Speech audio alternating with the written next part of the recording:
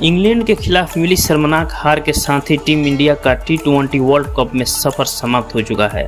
देखा जाए तो इस सेमीफाइनल मैच की शुरुआत से लेकर अंत तक भारतीय टीम पर प्रेशर दिखाई दिया। कप्तान रोहित शर्मा ने भी हार के बाद इस बात का स्वीकार किया कि टीम दबाव नहीं झेल सकी।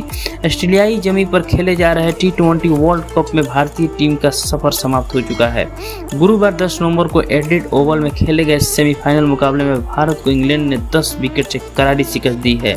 हार के साथ ही टीम इंडिया का विश्व कप जीतने का सपना एक बार फिर खत्म हो चुका है।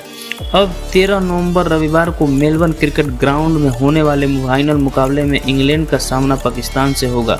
पाकिस्तान टीम ने सेमीफाइनल मुकाबले में न्यूजीलैंड को 7 विकेट से परास्त किया था।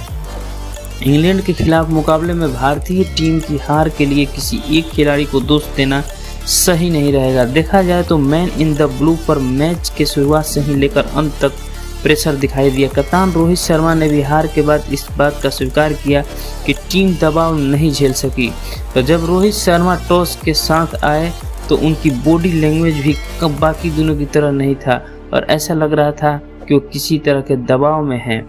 इसी पहले पाकिस्तान, बांग्लादेश, जिम्बाब्वे जैसी टीमों के लिए मुकाबले में टॉस के समय रोहित काफ़ी कॉन्फिडेंस में दिखाई दिए। इतने अहम मुकाबले में शुरुआत से पहले ही आप पर दबाव आ जाए और मुकाबला स्वाभाविक रूप से मुश्किल बन जाता है। मैच में इंग्लिश कप्तान जोस बटलर ने टॉस जीतकर पहले फील्डिंग का फैसला किया, यानी कि भारतीय टीम की पहली बैटिंग आ गई। रोहित शर्मा ने भी कहा कि यदि वह टॉस जीतते तो पहले बैटिंग करते, यानी कि भारतीय कप्तान की दिल की इच्छा पूरी हो चुकी थी। जब भारतीय टीम बैटिंग करने उतरी तो सबसे जरूरी चीज़ यह थी कि पावर प्ले में राहुल रोहित की जोड़ी टीम को तेज शुरुआत दिलाएं, लेकिन हुआ उनके बिल्कुल उल्टा। पहले 6 ओवर में भारत ने कछुए के रफ्तार से बैटिंग की और महज 38 रन बने। इस दौरान उसने केएल राहुल का विकेट भी गंवा दिया।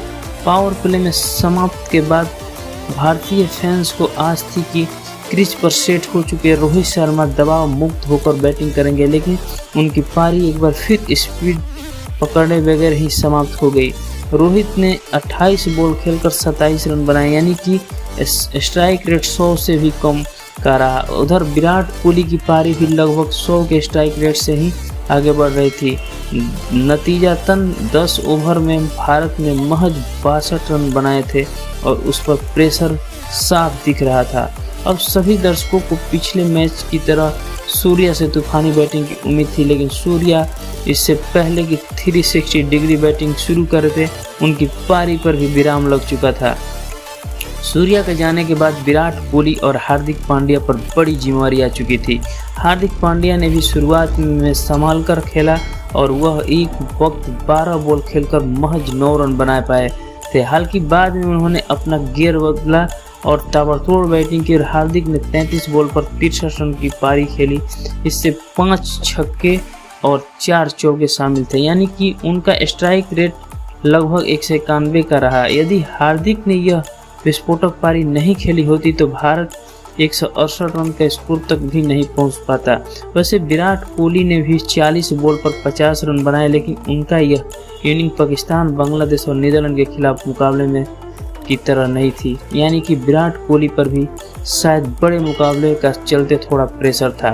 अब बॉलिंग की बात की जाए तो भुवनेश्वर कुमार ने पारी का पहला ओवर फेंका, जिसमें ऋषभ पंत को विकेट के करीब आकर कीपिंग करते देखा गया। पहले ही ओवर में पंत का यह तरह आगे आकर कीपिंग करना काफ़ी हैरत भरा था।